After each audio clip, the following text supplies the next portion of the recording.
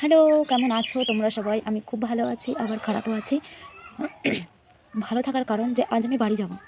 তো এটা ভেবে আমি খুবই খুশি যে আমি বাড়ি যেতে পারবো অনেক দিন পর। আমি কবে থেকে বাড়িতে নেই। আর খারাপ এই জন্যই যে আজ আমরা এখান থেকে চলে যাব। আমার ফার্স্ট টাইম এখানে আসা। আবার আমার এই পরিচিত আপনজনদের সঙ্গে কবে দেখা হবে আমি নিজেও জানি না। এটা ভেবে একটু খারাপ লাগছে। আর জায়গাটা ভালো, মানে অতটাও ভালো আমি বলতে পারবো না, কারণ যে যেখানে থাকে তার সেখানেই ভালো।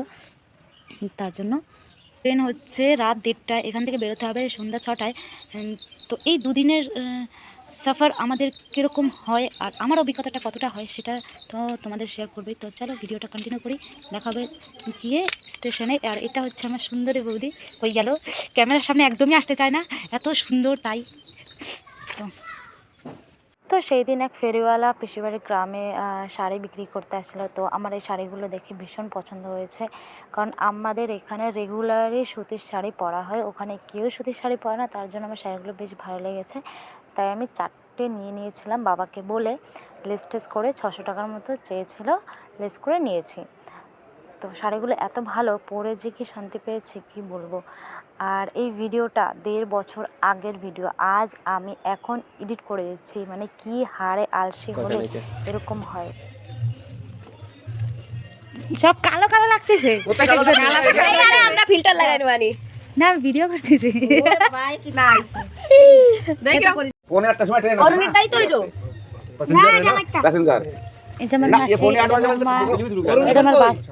আবার সুবের এদিকে তাকাও, জামাই বাবু, এটা হচ্ছে দিদি, সর্দি, এটা বাবা, এটা হচ্ছে পিসি, এটা হচ্ছে এই যে আমার সুন্দর বৌদি, আর চটকে একটা বাস্তি, আর এটা বর্দি, আর এটা মাসি। এখানে আমার এক ভাগ্নির সঙ্গে কথা বলছিলাম। ভাগ্নির আসার কথা ছিল, তো আসতে পারিনি, তাই আর কবে দেখবো কি না তার জন্য একটু ভিডিও করে লাস্ট কথা বলে নিলাম।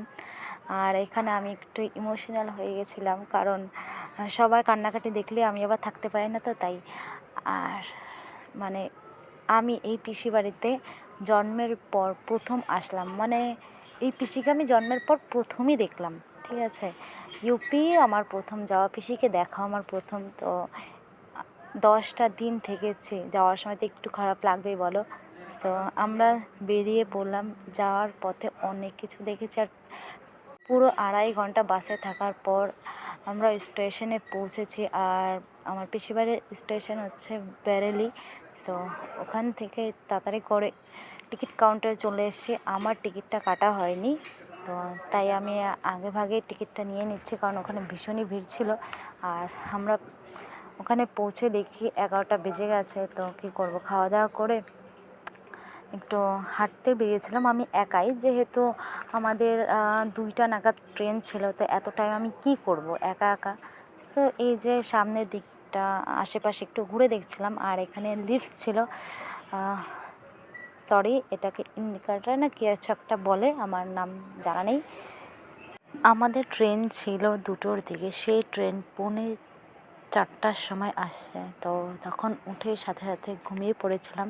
সকাল 7টায় উঠে দেখি আমরা লখনউ পৌঁছে গেছি। তাহলে কী স্পিডে না ট্রেনটা চলছিল। সো আজকে সারাদিন ট্রেনে বসে বসে কী করি এটাই তো তোমাদেরকে বলবো।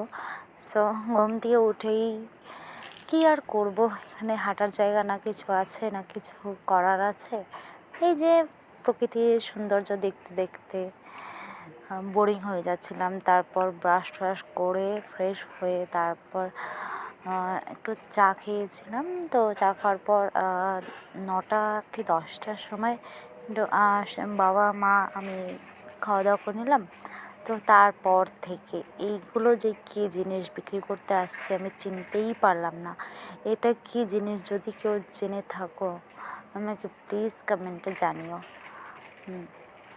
কতবার যে ট্রেনে, তো যাই হোক। আর বেশিরভাগ এইগুলো জিনিসে ট্রেনে উঠেছিল, আর লোকে এত কিনেছে কি আর বলবো। তো সারাটা দিন ট্রেনের মধ্যে শুয়ে বসে কাটানোর পর আমরা ফাইনালি কিষানগঞ্জ স্টেশনে নামলাম।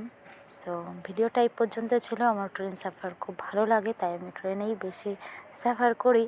তো যাই হোক, টাটা বাই, দেখাবে নেক্সট ভিডিওতে। কার কার ট্রেন ভালো লাগে সাফার